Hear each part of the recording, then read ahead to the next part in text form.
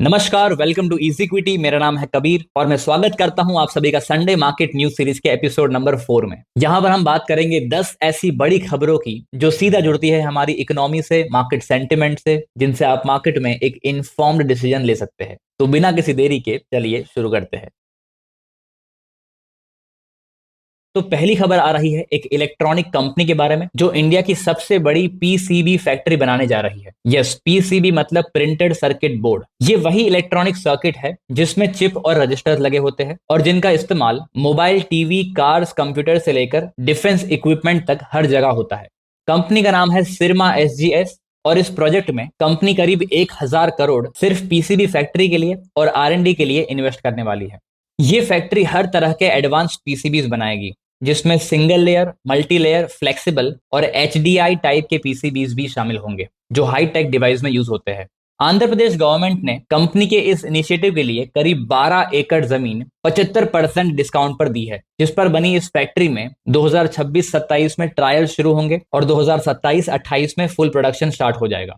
अगली अपडेट आ रही है अपोलो माइक्रो सिस्टम को लेकर। यस, ये वही कंपनी है जिसके बारे में हमने लास्ट वीडियो में डिस्कस किया था और देखा था कि कैसे इस कंपनी को डीआरडीओ की तरफ से कुछ इंपॉर्टेंट कॉन्ट्रैक्ट मिले हैं। लेकिन अब इस कंपनी ने यूएस बेस्ड एक डिफेंस इंजीनियरिंग कंपनी जिसका नाम है डायनामिक इंजीनियरिंग, उसके साथ एक एमओयू साइन किया है। इस पार्टनरशिप का मेन फोकस है इंडिया में रॉकेट मोटर्स बनाने के लिए जॉइंट वेंचर शुरू करना।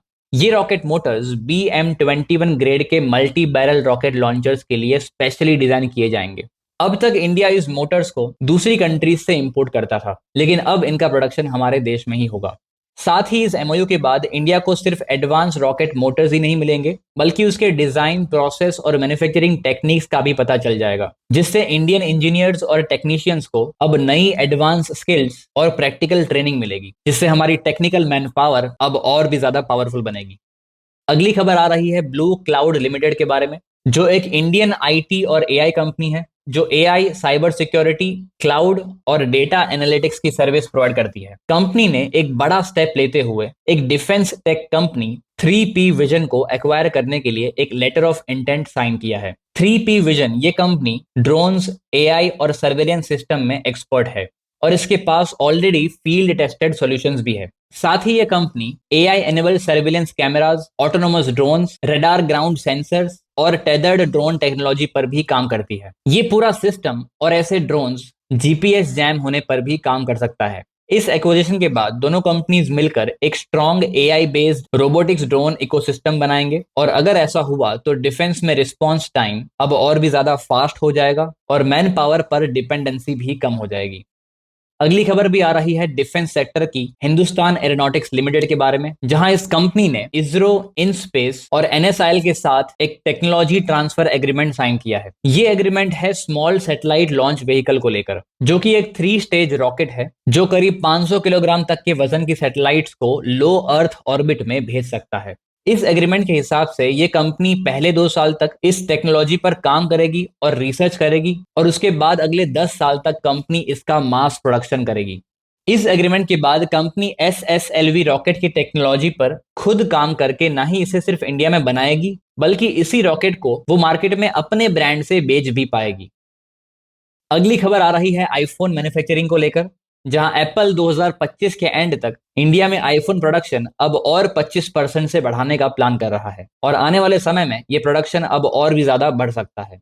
आज से करीब 5 साल पहले इंडिया में यूज होने वाले मेजॉरिटी आईफोन्स इंपोर्ट होकर ही इंडिया में आते थे, लेकिन अब इंडिया एक नेट आईफोन एक्सपोर्टर कंट्री बनने जा रहा है और यही वजह है कि फॉक्सकॉन, पेगाट्रॉन और वाइस्ट्रॉन जैसे बड़े स्मार्टफोन मैन्युफैक्चरिंग इंडियन प्लेयर्स आज लार्ज स्केल पर अपनी मैन्युफैक्चरिंग कैपेसिटी को इंक्रीज कर रहे हैं, जिसमें टाटा ग्रुप ने वाइस्ट्रॉन को खरीद लिया है और पेगाट्रॉन के साउथ वाले प्लांट में भी मेजर स्टेक ले लिया है। ये इनिशिएटिव दूसरी स्मार्टफोन मैन्युफैक्चरिंग कंपनीज को भी आने वाले समय में इंडिया में आने के लिए अट्रैक्ट कर सकता है।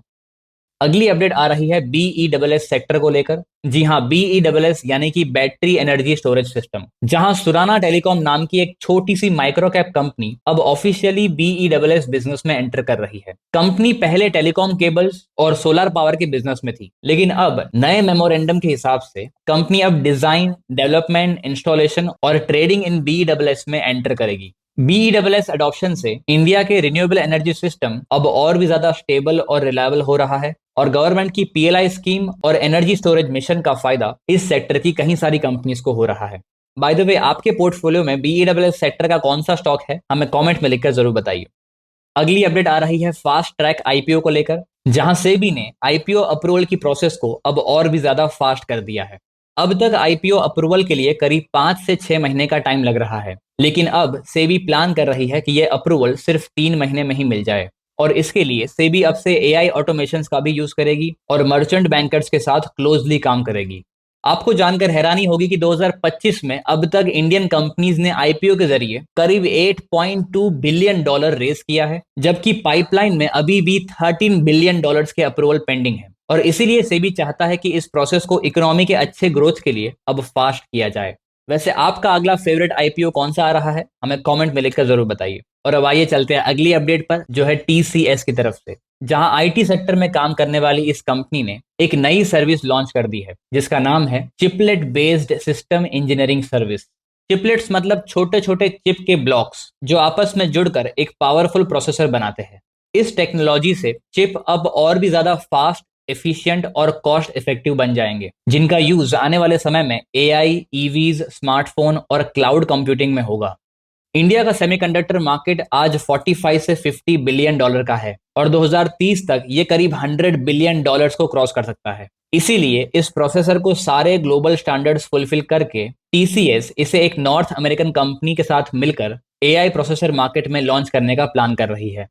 अगली अपडेट भी आ रही है टाटा ग्रुप को लेकर, जहां टाटा पावर और टाटा मोटर ये दोनों कंपनी ने मिलकर मुंबई में एक mega EV charging hub launch किया है। ये लॉन्च हाल ही में हुए वर्ल्ड EV डे 2025 यानी कि 9 सितंबर के दिन ही हुआ है, जिसमें एक हब स्टेशन पर 8 फास्ट DC चार्जर लगाए जाएंगे, जो एक साथ 16 EV कार्स को चार्ज कर सकते हैं। टाटा पावर के पास कंट्री में ऑलरेडी 5,000 से भी ज्यादा पब्लिक चार्जिंग पॉइंट्स है और करीब 1200 से भी ज्यादा बस चार्जिंग स्टेशन है। और ये दोनों कंपनीज मिलकर 2027 तक 500 नए मेगा चार्जर्स इंस्टॉल करने का प्लान कर रही है, जिसमें पुणे, दिल्ली, बेंगलुरु, कोलकाता और हैदराबाद में इस प्रोजेक्ट का एक्सपांशन होगा।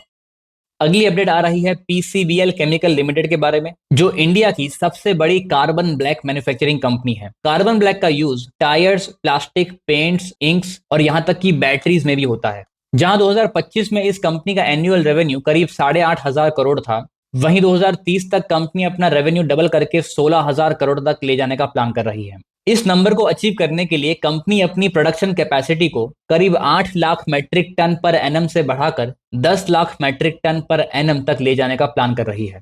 ये कंपनी 60 से भी ज्यादा कंट्रीज में ऑलरेडी प्रेजेंस रखती है, लेकिन अब एक्सपोर्ट्स और स्पेशलिटी प्रोडक्ट्स पर ज्यादा फोकस करके कंपनी अपने मार्जिन और ग्रोथ को अब और भी ज्यादा तेज ग्रो करने का प्लान कर रही है।